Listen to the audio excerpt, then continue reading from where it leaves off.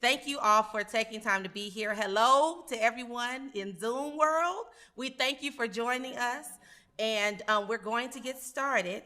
And we are going to start with a brief welcome from the Institute for Diversity, Equity Advancement's faculty director. So we're going to switch. She's on Zoom. She was not able to make it here, but the great thing about technology is we can be so many different places. So here we go. Rachel, it's in your hands. Great. Hello, everyone. And we can see the popularity of Dr. Ebony Lewis. I'm just amazed. There are 96 people in the Zoom room and many more of you in person. So I'm Rachel JeanBaptiste, the faculty director of IDEA, which stands for the Institute for Diversity, Equity, and Advancement at UC Davis. UC Davis loves its acronyms. And the purpose of IDEA is to really make sure that UC Davis fulfills its mission and the mission of the UC system, which is to educate the broadest expanse of students in California. And as we know, there are all types of inequities and barriers that often prevent the full spectrum of the diverse California population to get access to higher ed. So we have three goals. One is to expand access to educational opportunities. The second is to reduce barriers to fulfilling those opportunities. And the third is to facilitate success, such that students who even get the chance to go to higher ed actually succeed. And the key glue to all of this is to do research. So as opposed to just doing the work, is to actually collect data and analysis such that we implement the kind of proven interventions. And so Dr. Lewis's presentation today is such a huge part of that newly minted ED in education. So Dr. Lewis is the director, and I love saying that, and I'm sure you love hearing that, Ebony as well, is the director of special projects in the Office of DEI, where she leads critical projects and initiatives in the Office of the Vice Chancellor for Diversity, Equity, and Inclusion. And just a nod to Vice Chancellor Tull, who is also the Executive Director of IDEA. So Dr. Lewis holds a doctorate in education from UC Davis, a master's degree in public administration from California State Hayward, as well as a bachelor's degree from UC Davis. And so if anything, that lineage is also a representation of the types of success and intervention that IDEA wants to have. So her presentation today leads us to a pressing problem across the state of California, in that the population of Black, African American, identifying African diaspora Californians, as research has shown, we're not fully tapping into this talent.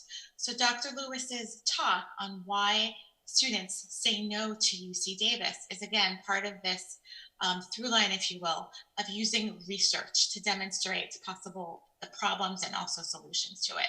So with that, I just turn it over to Dr. Lewis. So we're going to transition to the slides. And while we're doing that, I just want to thank everyone again for. I'm going to log off the Zoom now in a minute, and Dan, I might need your help getting to that other side real quick. And I want to thank you all for being here. We really appreciate the time that you have provided in your day to come for this brown bag. And the first thing that I want to do while we are, while we're moving over, I think, okay, folks should be able to hear me now. Thank you. Show down some love. We've been here practicing and preparing. And I threw her for a loop at the end, but thank you very much. So as we're moving forward here, I do want to first acknowledge the lands on which that we are on here at UC Davis. So for thousands of years, this land has been the home of the Patwin people.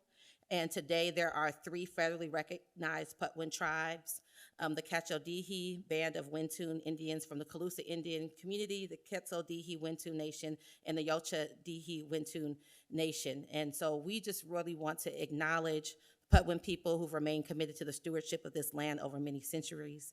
And we're honored and grateful to be here today on their traditional land. So thank you all again for being here. it is pretty awesome to say, yes, I am Dr. Lewis. I'm so used to saying Ebony, but I am Ebony as well. And I'm just excited to see you all here. And I did want to share. So I finished my doctorate in School of Education recently. There's a lot of Candell alum here showing some love.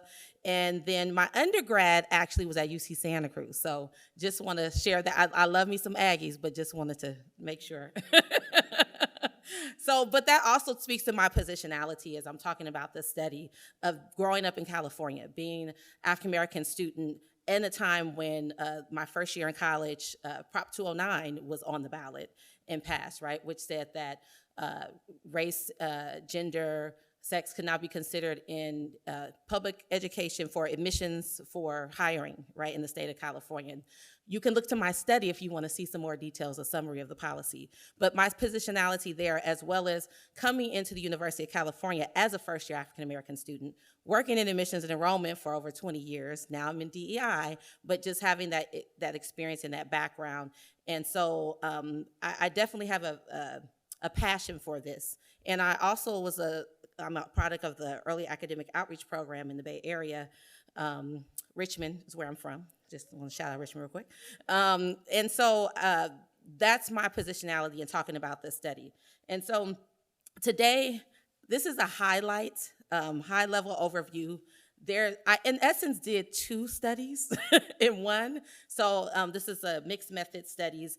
And so with that, I just want to begin to introduce the campus and our partners and familiarize you with this research, and happy to follow up with those who are interested in kind of discussing further and why this matters. Before I move forward, I do want to say two things. I do want to thank the Vice Chancellor's Office of Diversity, Equity, and Inclusion, VC Toll, for her support, Rachel, and the IDEA team, Vicki, Elena, and G for all of their help. And I also want to thank the Vice Chancellor's Office of Student Affairs and Vice Chancellor Pablo Regarin for his support in also providing the space. So thank you all for your support and community.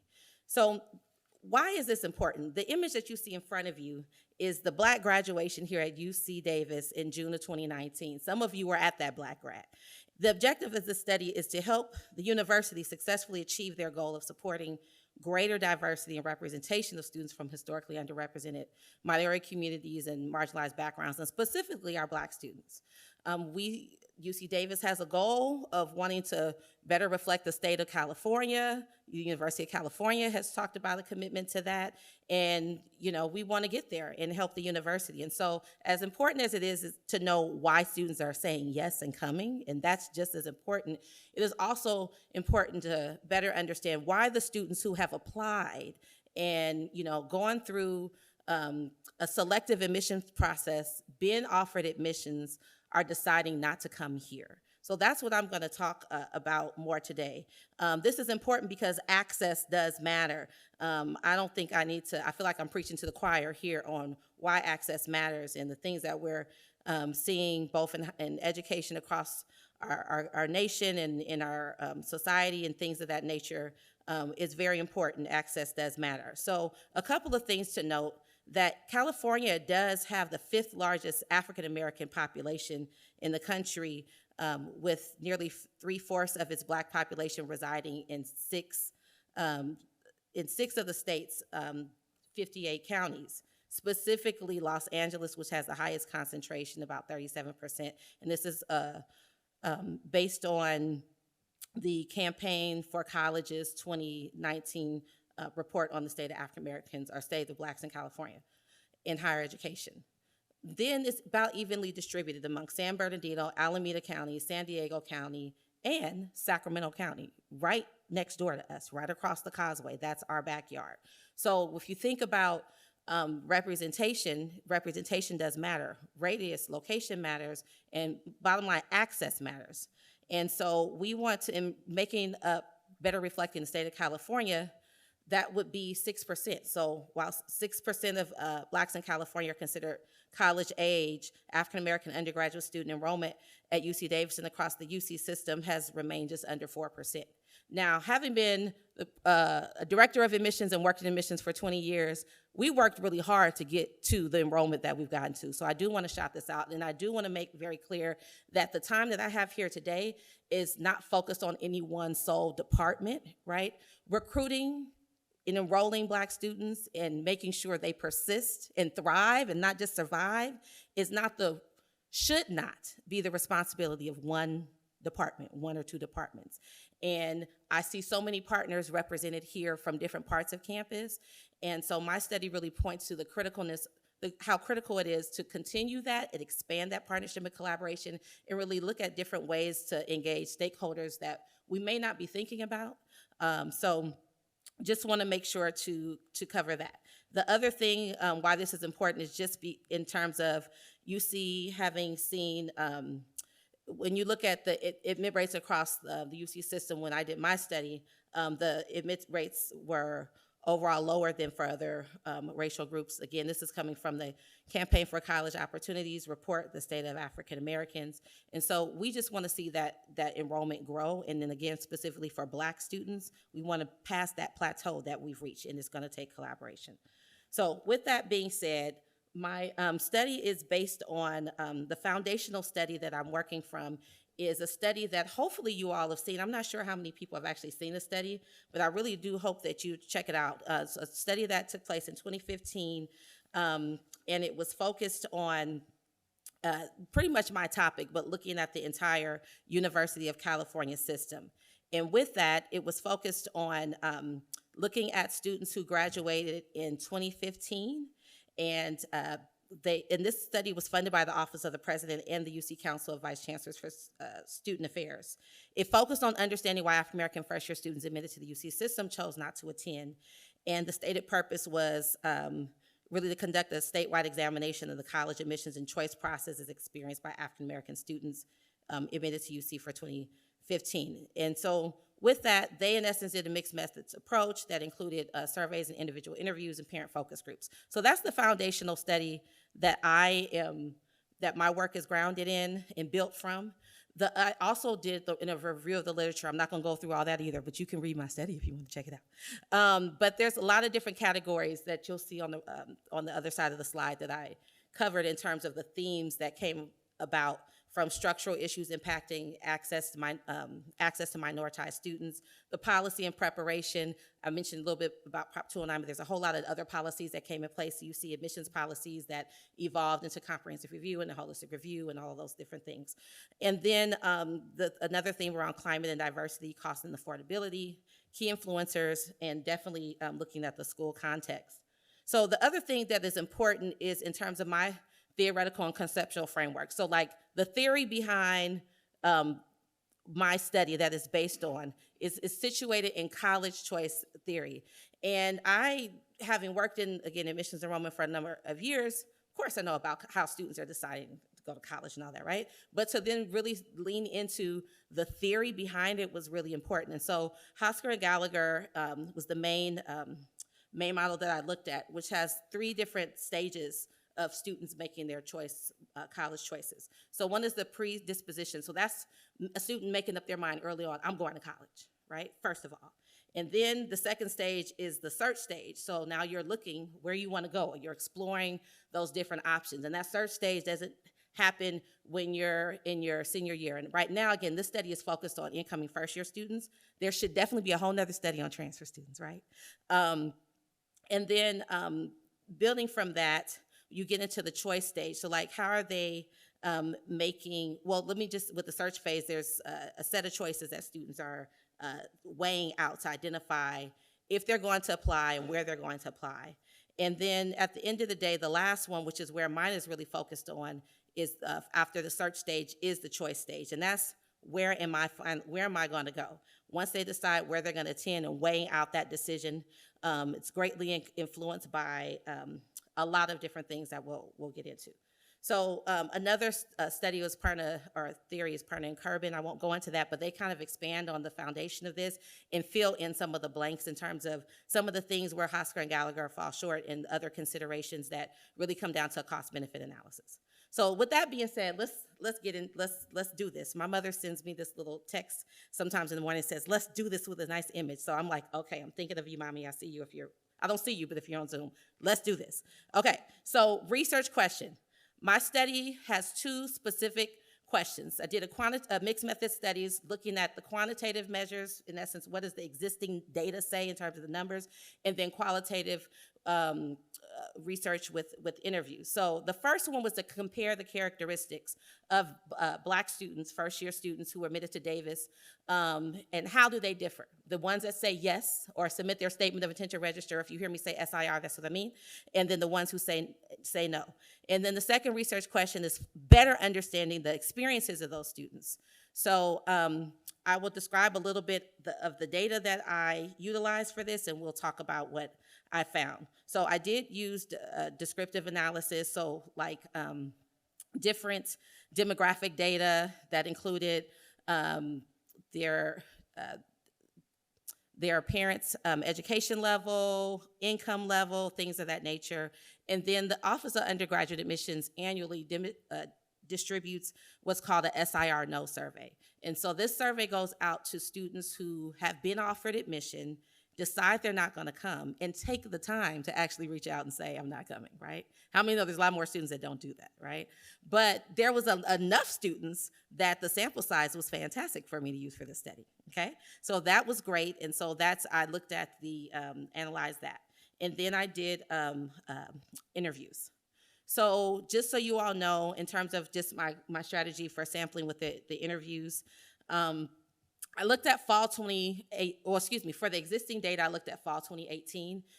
That year, there was no wait list or anything. It was just like, if you either SIR by May 1st, you didn't, right? So I looked at that group of students for the quantitative data, and then for my interviews, I looked at the students who were admitted to UC Davis for fall 2020 and decided not to come.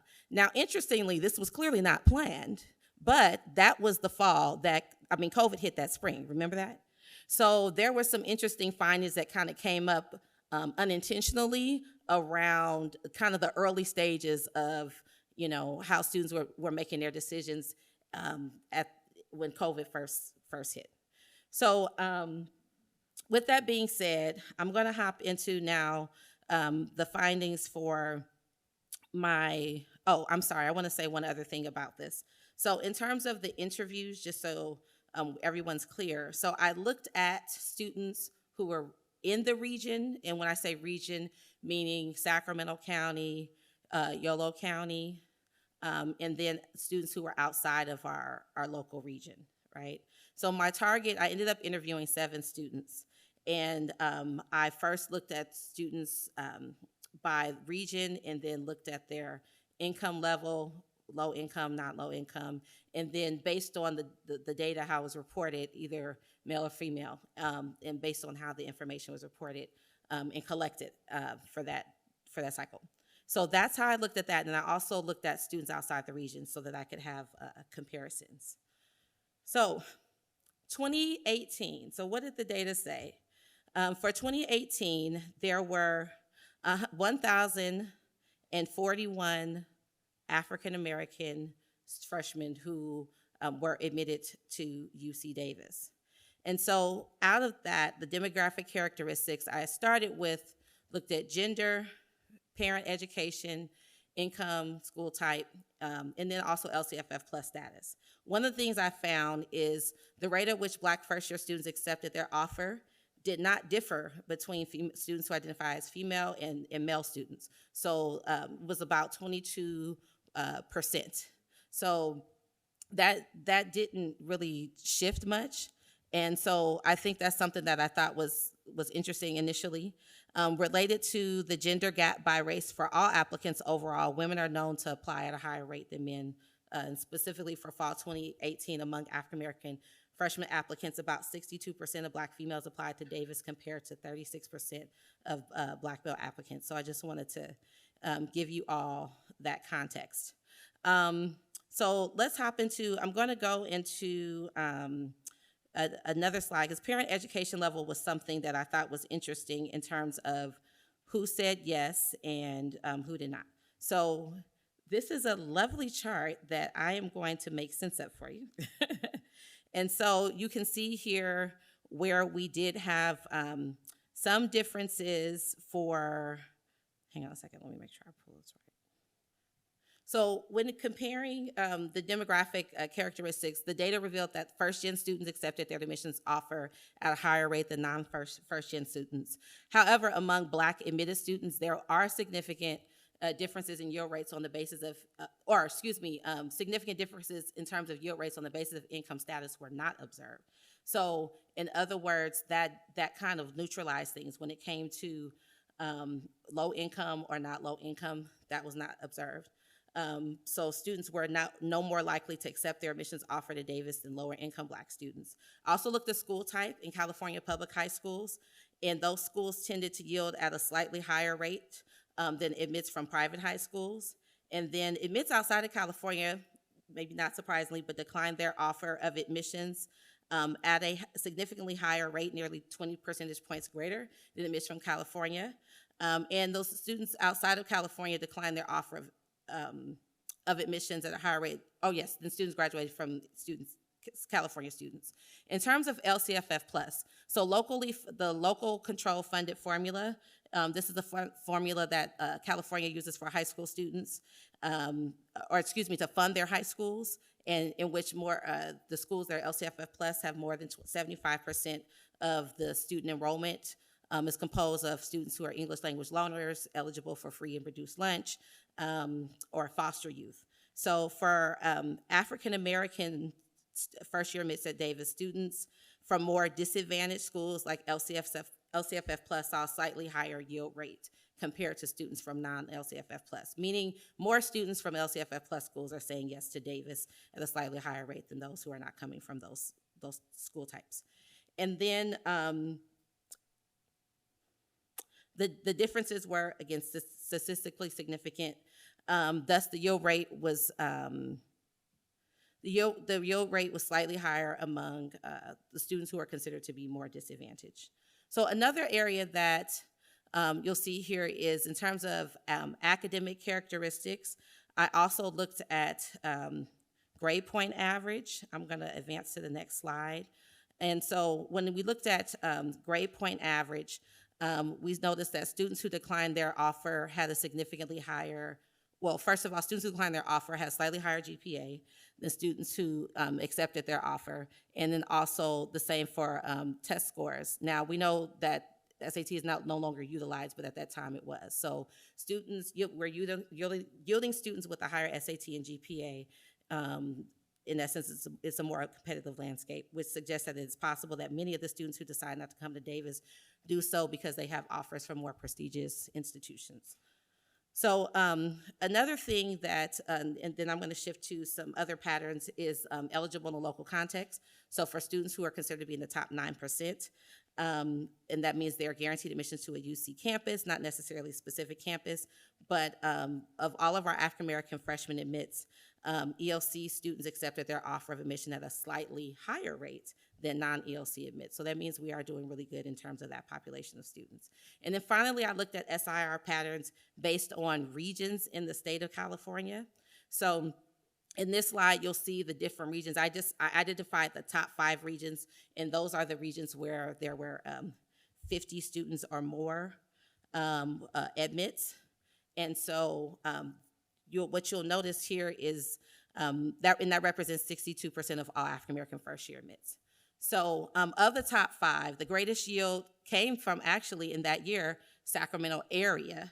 And this is how the UC Office of the President identifies their regions. So over 50%. I also observed that students from Southern California yielded at similar rates across the board. So particularly those who are in San Diego and Imperial County, as well as those who are in Los Angeles counties. Although the admitted students from Los Angeles tended to decline their rate at a slightly higher, decline their offer at a slightly higher rate. And the interesting thing here is the San Francisco Bay Area was quite similar to of those other two Southern California counties. So even though the San Francisco Bay Area is not that far, we were seeing some similar trends. And so this presents an opportunity for the university to take a closer look at where students in these regions are choosing to attend and why they have not accepted their offer to UC Davis. So while the focus of my analysis was on students from California, one thing that I did observe that was interesting was the largest number of African-American first-year admits came from out of state, slightly. So the number on that was 264, followed by 252 from Los Angeles. So students from outside of California, Black students in particular, are finding us and applying. Whether they come is a difference. They're not coming at a much higher rate, but they are actually applying. Quite significant for that particular year. And the data indicates that there's a great interest in Davis amongst Black students nationally. However, this same population also, again, has the lowest yield rate. So this is likely due to costs and certainly can be attributed to other reasons. Another important factor is when students are looking at their major. And so I did look at the data based on college, and so I want to show you that information in terms of academics and where they came from.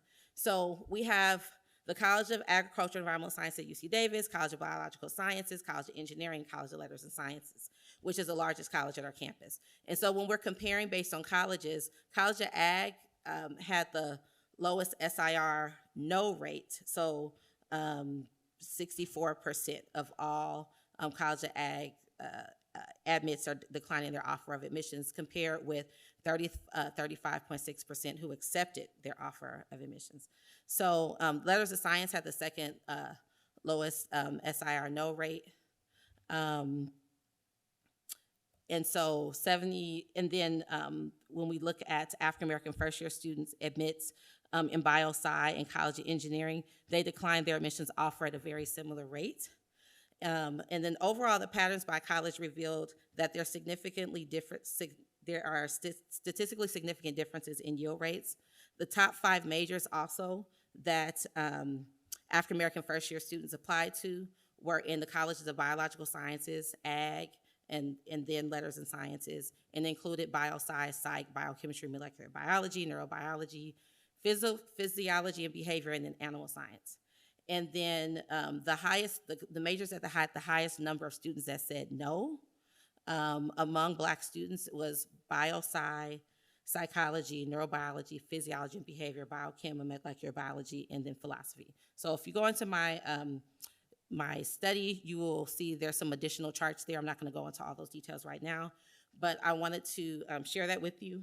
And then next, my analysis also then looked at, did a cross comparison of, I looked at destinations. So I did a cross comparison of income level as well, just to see where students were, how they panned out in terms of coming, like the first generation parent education level. And this is where we saw like income level and parent education level, there were some differences in terms of who said yes and who said no. But if you look at income level and gender level, we didn't see those same differences. And then, or I didn't see those same differences.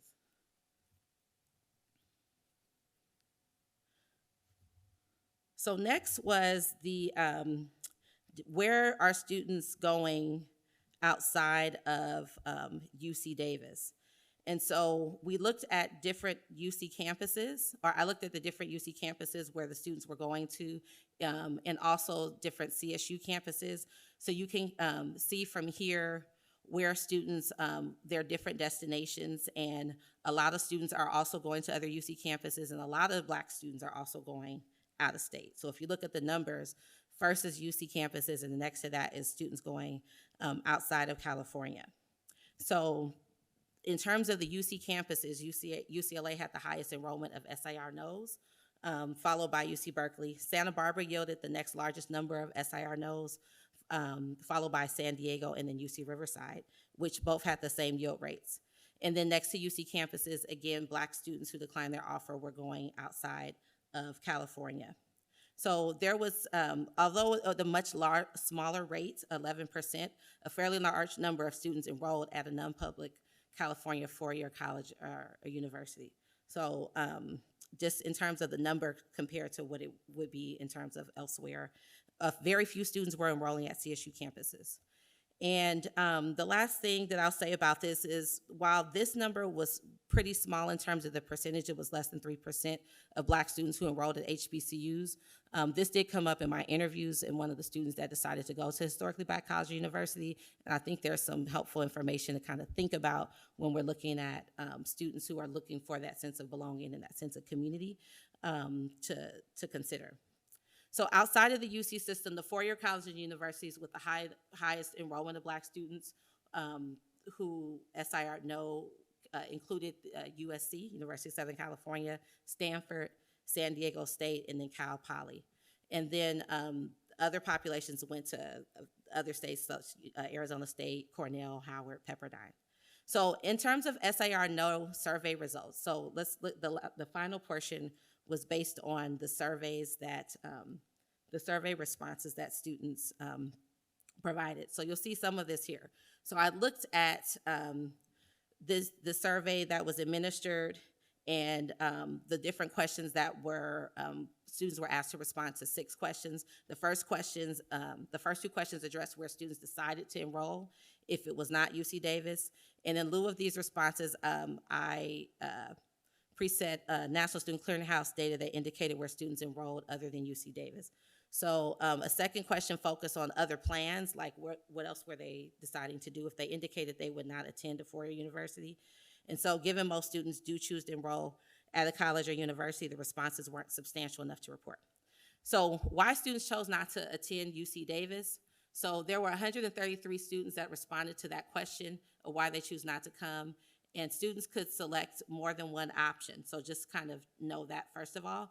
But the dominant reason was a better financial aid and scholarship package. That was 23.49%, 66 students responded that way. The next main reason was cost and location.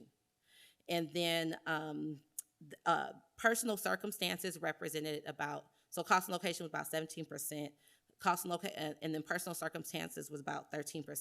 The school's reputation rankings actually accounted for, each reputation and rankings accounted for 8% of responses. And then just over 5%, a small group looked at safety. So if people are feeling safe, it's not so much about the reputation or ranking of Davis, but the cost is definitely a big driver. And the location was kind of next to that. So students were also asked to rank Davis in comparison to other universities, the other university that they said yes to. And so you'll see that here. And so this reflects how this had 134 respondents. UC Davis was not the top choice for most students. Only approximately 8% ranked UC Davis as their first number one choice. All of the respondents, 26% ranked UC Davis in third. Of all the other remaining respondents, so 26 ranked Davis in their third, 20, and then another 26 ranked Davis in fifth. So approximately 21% of the SIR knows ranked UC Davis as their second choice. So it is considered, but it's definitely not the top choice for these students who are deciding to go elsewhere. And additionally, there were some students who provided other comments. Most of those indicated that UC Davis was not highly ranked among other schools considered. And so Davis was like less than their top 5. So to better understand the role of the campus visit, which is another thing that is very important and came up also in the my other studies. Let me do this before I get one last thing. Was the importance of the campus visit. So there were 149 students who responded about the campus visit. They indicated that they did, 71% indicated that they did visit the campus before making their decision. And students were prompted to indicate their visit type. And so about 50% indicated that they came to Decision Day, which is now Aggie Day, came to Decision Day and Aggie Senior Weekend and African American Experience. A small number reported attending things like, Picnic Day or other things like that. So just wanted to share that with you all. And now I'm going to shift over to talk a little bit about my qualitative methods and what I learned from the interviews. Okay, so the first thing I'd like to do is introduce you to the study participants. So there were 7 students that I interviewed, again from California. 4 came from Sacramento, the Sacramento region, and then the other 3 came from across the state: San Francisco, Bay Area, Los Angeles, and San Diego. All of these regions have fairly high African American populations. Again, as I mentioned earlier, Los Angeles has the highest. In terms of the majors, 4 students applied to a major in the College of Letters and Sciences. Not surprising, this is the largest college at Davis, and the remaining 3 were evenly distributed between the other 3 colleges that offer undergraduate majors. So 2 students were first gen and 1 in low income, and then the 5 remaining students were not first gen or low income.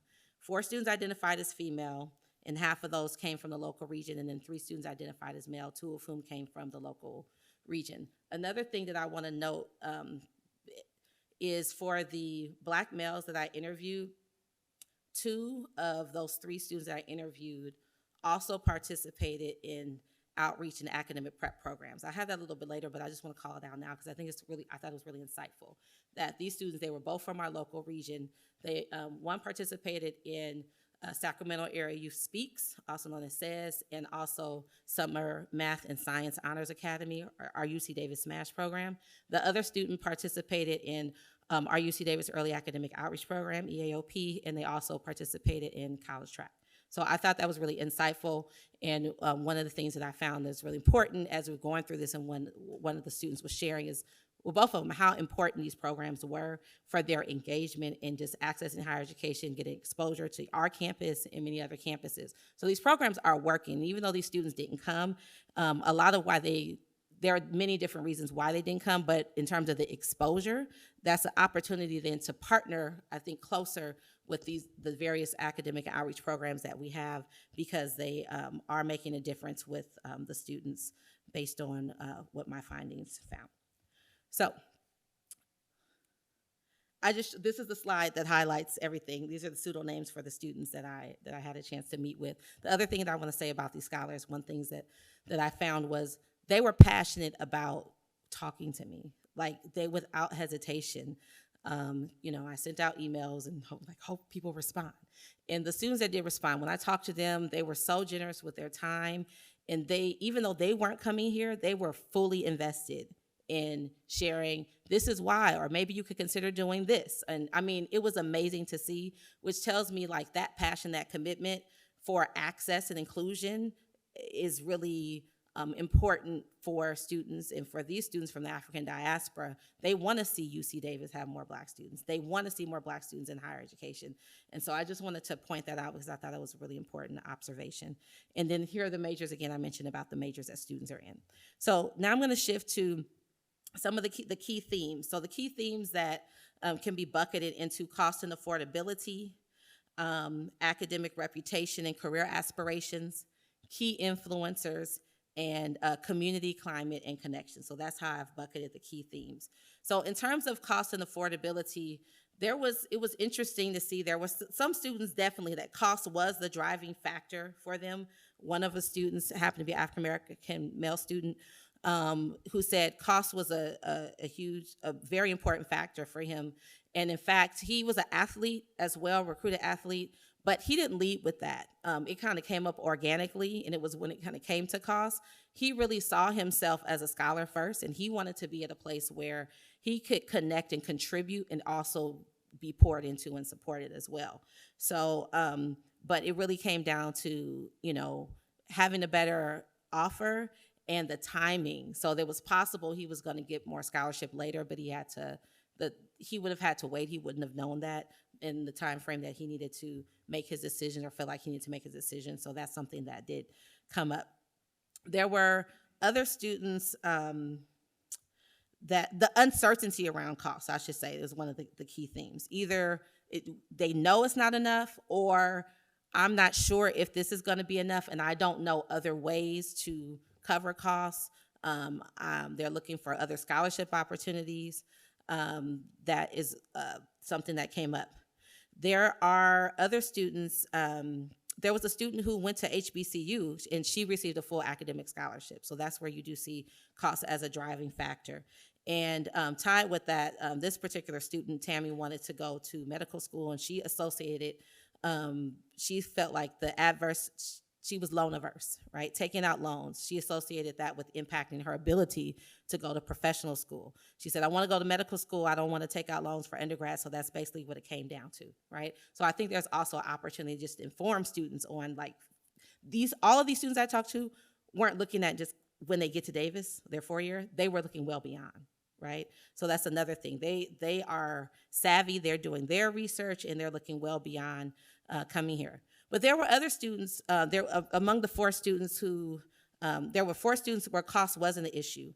3 enrolled at the UC campus. 1 enrolled at UCLA, 1 went to Berkeley, and then the other one went to San Diego. And then one of the students went to HBCU. And even though it was actually more expensive for that particular student, there were other things that were more important to her. And that was that community connection and sense of belonging. And so that's something that, while all of these 4 students shared similar responses, their reasons varied a bit, but they fell into one of these four categories. So they either received a great financial aid offer, either at UC Davis or elsewhere. They had the ability to cover education costs through other means, and then they only considered UCs, and thus cost was comparable. And then lastly, UC Davis was more affordable, but there are other driving factors. One of the student who had cost through other means, his dad's a veteran, and so he was like, I'm gonna be good wherever I go. So it just wasn't a stressor for him at all. Another thing with aid had to do with the timing of financial aid, the timing of getting information.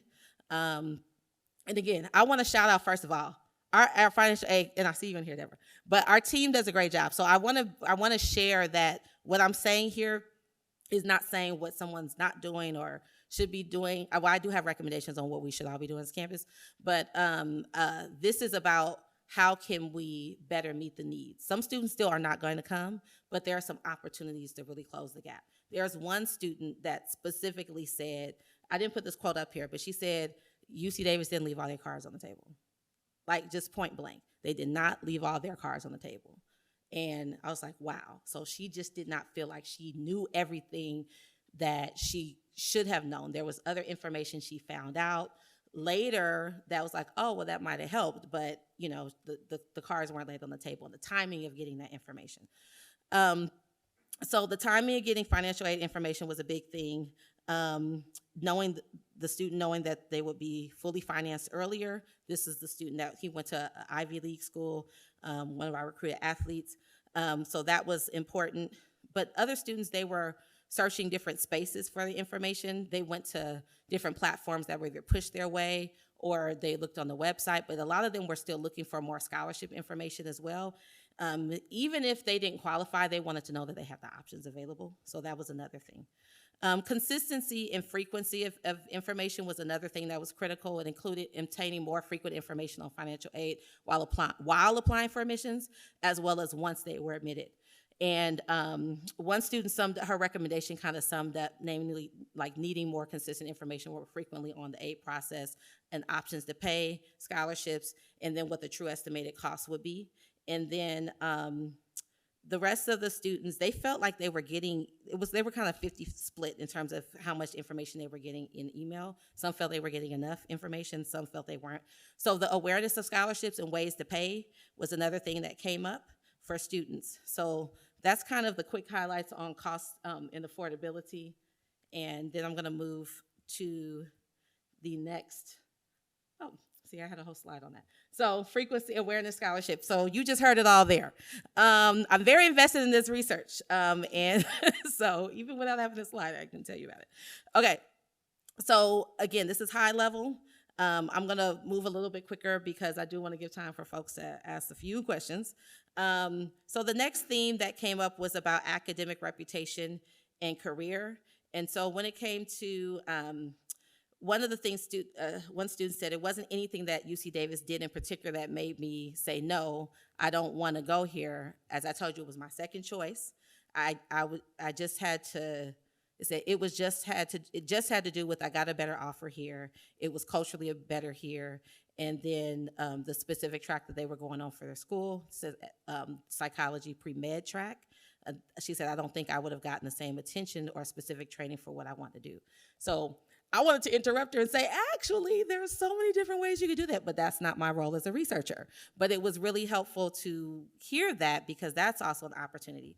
So there, in terms of the academic reputation, I asked students to provide their perspective on the academic reputation of UC Davis compared to the colleges they were going. And for all 7 of the students that I interviewed, UC Davis was not their first choice either, so that's consistent with the SIR no surveys. But regarding academic reputation, during my interviews, I asked students to rank how they saw. Let me see if I put that. Okay, I didn't put that slide up. But I did ask students to rank how they viewed UC Davis and compared to their other institutions. And so the university that they enrolled in, most, 1, 2, 3, 4 of them said it was their first choice, the university they went to. And then Davis was either their second or third. For most students, it was kind of 2 students said 2 or 3, like they couldn't just say one of those numbers. But and then 1 was like 3 or 4. But for the most part, these students, Davis was high up there in their consideration, even though it wasn't their first choice campus. So I think that's something to consider. The academic stereotypes, there were a few stereotypes about the campus that emerged that were related to academic rigor and scope, specifically that UC Davis is a STEM school and that an agriculture or ag school, and that is laid back. So I thought it was interesting. The first was shared earlier from most of the STEM majors who were drawn to the campus because of its reputation in STEM. So it's not a bad thing, but it also, on the flip side, there was one student who, once she decided to go into another major, she kind of checked out of Davis. She didn't think there was something else available for her. So, that was something that struck me.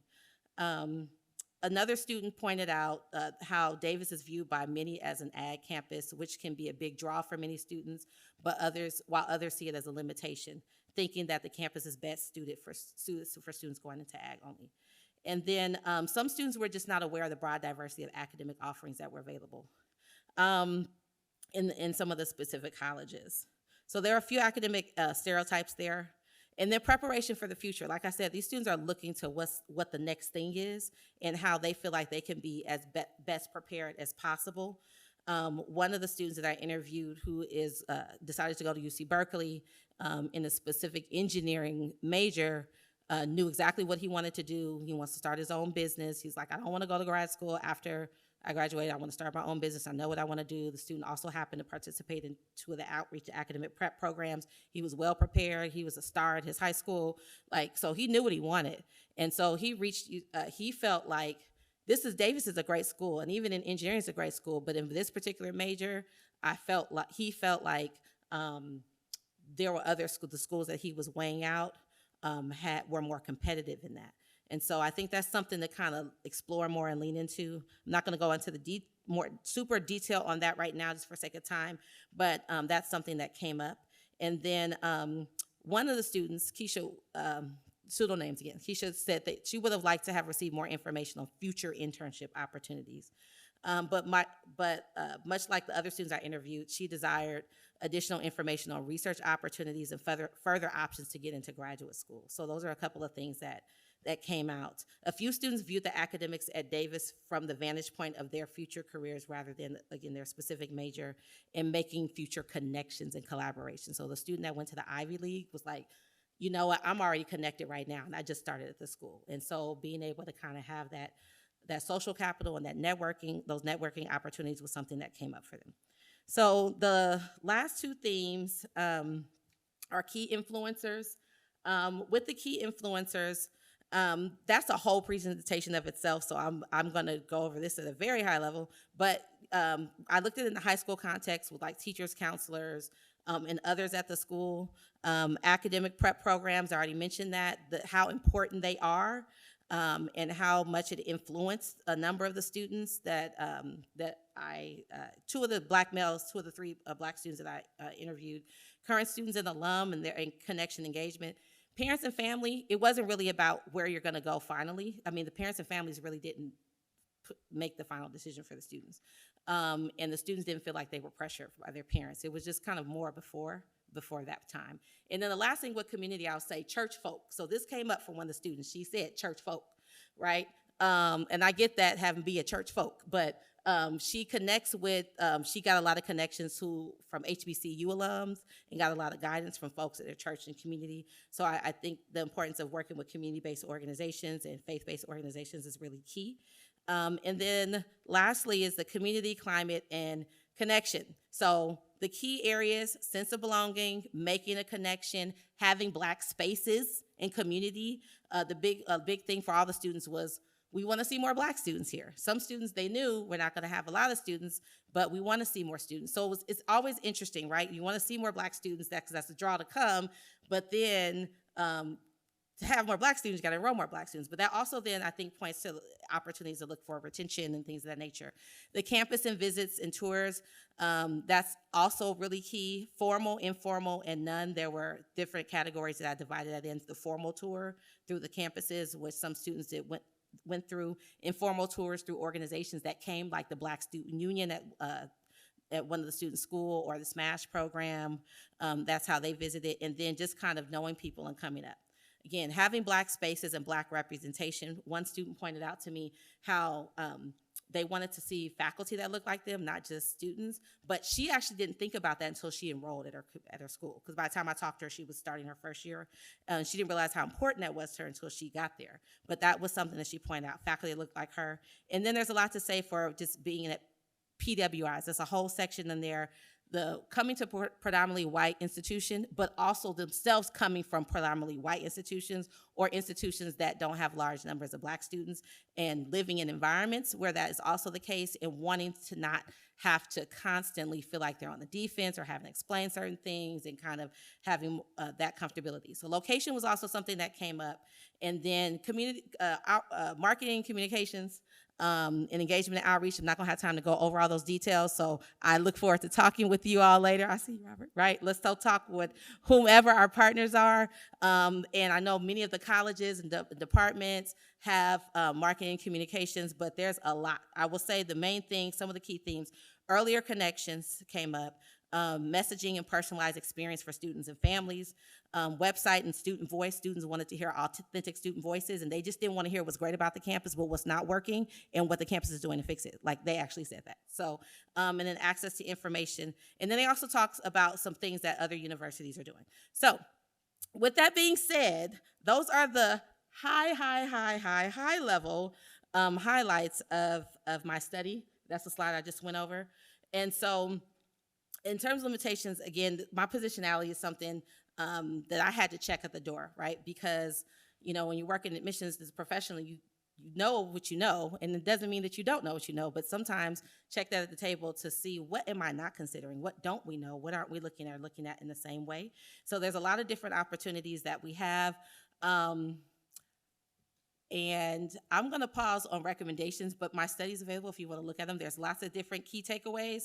I would say providing more information earlier with greater frequency, telling the UC Davis story better. There's a lot tucked under that. Expanding awareness to scholarship opportunities, identifying barriers to paying for college, creating more opportunities for direct connection with faculty, students, and alum, and making greater campus investment and institutional commitment with the necessary infrastructure and measures of accountability for successful recruitment, enrollment, and retention for Black students, and investing in our outreach programs as well. So I'm going to leave it there. Thank you for listening, and I hope this was insightful. And okay, we have very few minutes, but do you have any questions? Thank you. This is my first time sharing my data. It's a little nervous, but I appreciate all the support. Yes, Beth, and Beth, if you wouldn't mind, I'm gonna hand this mic to you. Okay, I'm talking over here, and we're passing the mic to Beth to go along the way. Okay. Where can we get your full study to read it? Thank you for asking. Okay, you hold that, and then Elena, is Elena still here? Can you grab the mic just in case anyone else has questions? Okay, so for those on Zoom, where can you find my study? So my study is available on ProQuest, and it's also on eScholarship. UC Davis has open, or the University of California. Hi, VC Toll. Shout out to our Vice Chancellor. So we're working on linking mine to our DEI e-scholarship page that created, but it is an e-scholarship. That is open access, which means you don't have to have a membership to ProQuest or any place else to access that. So you can search that now, and it's right there. Or if you have access to ProQuest, you can check it out there. Dan, Vicky has a question on Zoom. Yes. Yes, I have a question on Zoom, and it's from Nancy A. Did you also compare the SIR no surveys with the general responses to see if there were any differences from the list in your number 2 research question? Did I compare? So the number 2, the people in the list in the research question 2. So that was the fall 2022, and those were interviews. And in this SIR nurse survey was fall 2018. I'm not quite sure that I fully understand the question. But if you're asking, did I compare kind of the groups, the folks that I interviewed and their responses to what was in the SIR? No, I'm not quite sure. No, I didn't, if that was the question. But if I didn't answer the question, message me, ucdlewis@ucdavis.edu. Other questions? Vicky has another question. Yes, this is from Dr. Gloria Rodriguez, who says, congratulations, Dr. Lewis, a beautiful study and contribution to our knowledge. Quick question, were there any important differences that you heard between low-income versus non-low-income interview participants in terms of what they were looking for in a college? That's a good question, Dr. Rodriguez. I think there may have been some. I don't have them in my off the top of my head, but I will say, going back to the students who, well, let me actually go back to my slide. The ones who were, okay. Robinson was saying, never saw a mic I did not like. Okay, so low income. Okay, so there were only 2 students that were low income. I didn't, off of just kind of top of my head, and what I remember, not necessarily significant, because there were only 2 students that were low income. One was from the local region. I would say the student that was low income from the local region, he went to an Ivy League. And so that was the main influencer, but he also wanted to connect with community. But cost was a big driving factor for him. From the other student, as I recall, I think the student went to another UC campus, if I'm not mistaken. Right, and so cost wasn't really a main driver. So I didn't see any other connections or similarities or differences in that sense. I actually saw similarities across whether they were low income or not. I saw some other similarities that connected students regardless of their income. Okay, Pablo, Vice Chancellor Green. Yes, hello, thank you. So, Dr. Lewis, great study. I wanted to, I think I heard you make this point, and I wanted to just confirm. The Cordova study that you referenced as a kind of a predecessor study talked about the importance of having an ongoing relationship with students early on, as well as wanting to be recruited. It sounded like the early engagement with the students and ongoing, would you say that you saw that consistently in the conversations, that like saying that they didn't have it for the ones who said no? And did you either on the quantitative aspect or the qualitative, did you did you see that phenomena reemerge? Yes, so for the students that I interviewed, absolutely. Having that engagement as early as possible and more consistent was something that they all wanted. I think there were some of the students who were connected to the campus, and maybe like the student who participated in SMASH, for example, they were here for like a summer program for multiple years, so they felt very well versed in that. They also used to live in Davis, right? So they had that connection, but I think there might have been other opportunities to engage in ways that would have been helpful to counter some of, quite frankly, some negative experiences that they had, right? But I will say the frequency of hearing and hearing sooner rather than later is definitely a theme overall for all the students that came up. And then when I looked at the quantitative part of my study, Because the students in SoCal, I think it's even more critical in how we engage with them, because I mean there are geographic realities that some students may not want to go away from home, but a lot of students do want to go away from home as well, right? So yes, earlier and consistent. And then one follow-up question. On the cost and the financial aid factor, were you convinced that the students understood the difference between the price and their net costs after aid? Were they just making the distinction between the two, especially if they were middle income, with their options to pay, whether they could borrow, their parents could borrow? I'm just curious if there was a good enough understanding between, because a lot of people reference price, but then they went to an Ivy League school. So just wanting to make sure if that was consistent, or if we're reaching that message between price and net cost to the student after aid. So only one student referenced that they didn't know what it was called, but in essence, the net price calculator. And I would say that there is a difference. I think there's more understanding in paying for college and paying for UC Davis education that is needed. I think I found some students felt like they knew, but there were other things that were gaps, and others were like, I wanted to know more, but when you don't know what you don't know. A couple of students actually pointed to going to different websites, like a couple pointed to Niche in particular, and some pointed to other spaces that were kind of put forward to them for searching. So they're looking in certain spaces, and so the other thing is, are we in those spaces? Are we not in those spaces? And then if there's already information there, what are they sharing? But I think better information to help them make a more informed decision, of course, connecting with their families is really helpful.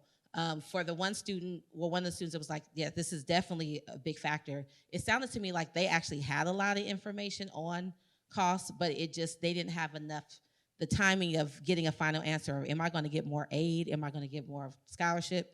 Was a challenge for them in waiting.